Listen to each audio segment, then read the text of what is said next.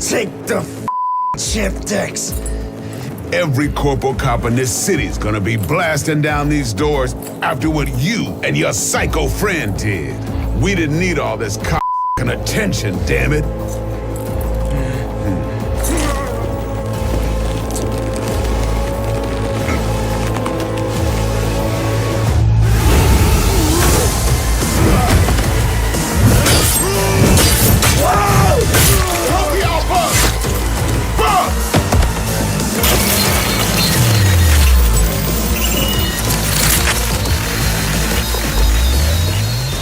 Welcome back everyone, Meanpooh here, and in this tutorial I will show you how to restore your Acer Nitro 5 to factory on a new drive.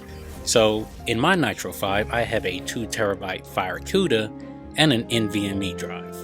For this tutorial I will remove my 2TB and install this 160GB throwaway. Next I will go into the BIOS and disable the SATA port 0 controller, which is my boot drive. This will make my NVMe drive invisible to the recovery drive. Now I will save and exit. This will ensure that the recovery drive will only see that one drive is installed. Next, I'm going to turn on the laptop to ensure that it will not boot up and that the data controller is indeed disabled. This is what you will see: no bootable device. Next, we will power down the laptop and insert the Windows Recovery USB drive. Next, we will power up the laptop. The recovery process will start and you should follow the prompts. Choose your layout. Select Troubleshoot. Select Recover from a drive. Then select Just Remove My Files. Finally, select Recover. This will take a bit of time, so grab some coffee or play a video game or something.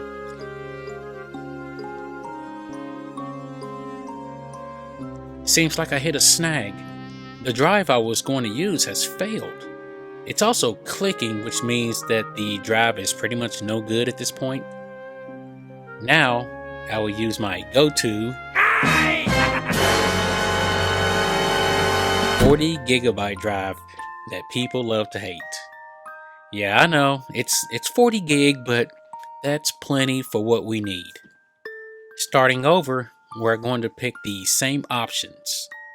Choose your layout, select Troubleshoot, select Recover from a drive, then select Just Remove My Files, and finally select Recover.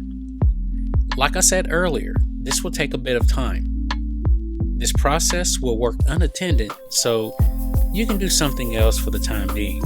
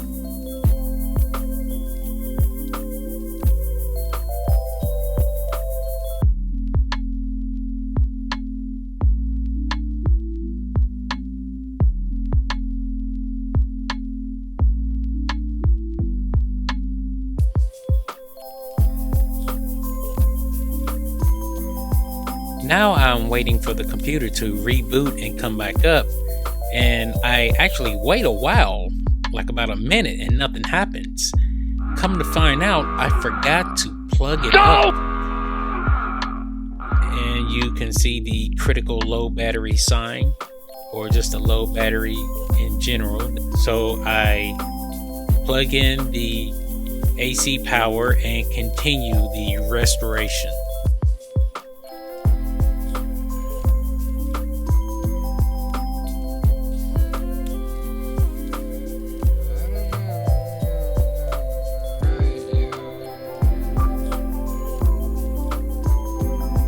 After around 2 reboots, you will be asked to fill in some information. For this tutorial, I will just add stock confirmations.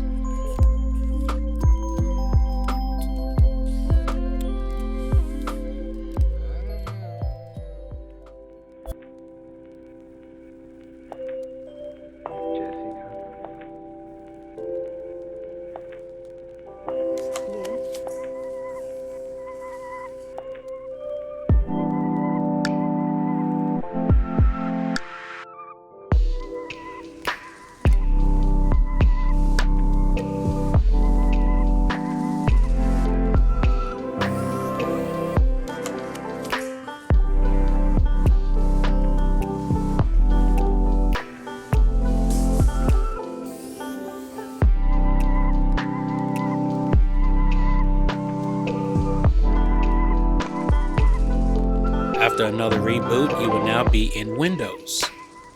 Here is the 40 gigabyte drive, and it's showing that only 25.5 gigabytes of space is currently being used. Now we will check to see if the Acer software is indeed restored. Let's hit the Windows button and search for Acer Care Center. Sure enough, it's here.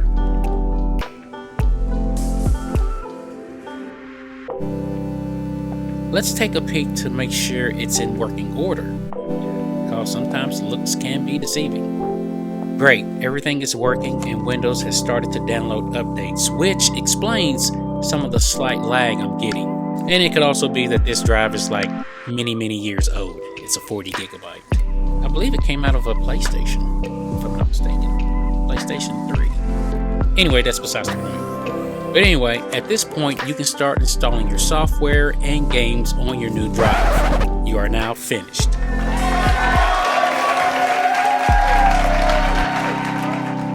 If you would like to see the process of making a recovery drive, keep watching.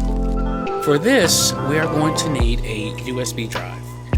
First, I'm going to eject the recovery drive that we use to restore the system.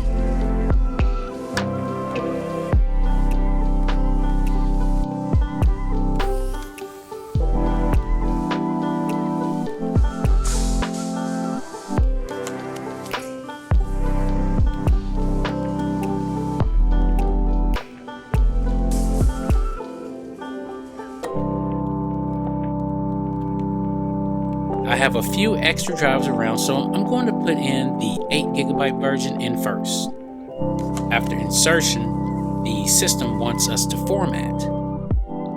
FAT32 is fine, with no label. The recovery software will take care of the correct formatting and label later. Since we have the Acer Care Center open and on the recovery management screen, let's proceed. In the section that says Create Factory Default Backup, click Get Started. Put a check in the backup system files and click Next. After some time, the software says it has to be able to hold at least 16 gigabytes of data. So I'm going to insert a 16 gigabyte drive. I'm going to format the drive, then eject the other. Notice how the software is looking for a suitable drive in the background. As soon as the format is complete, the software stops and is waiting.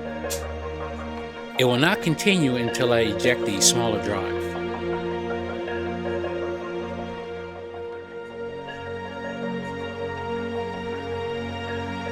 Now the process begins automatically again. It finds the drive located at E. It may be different on your computer. Select Next, and then Create. You'll get a confirmation that the drive is ready when it's finished. This process took about an hour and 55 minutes looking at the clock there. It may be different on your computer. Select Next and then Create. You'll get a confirmation that the drive is ready when it's finished. This process took 1 hour and 55 minutes. It may be faster on your computer as I used a USB 2 drive inserted into a USB 2.0 port. It should be faster using 3.0 and reading from SSD.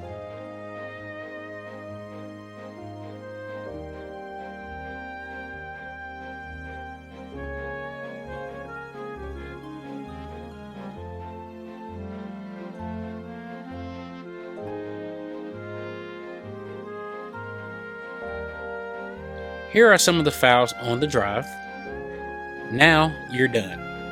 If you want to use this drive, then refer back to the beginning of this tutorial.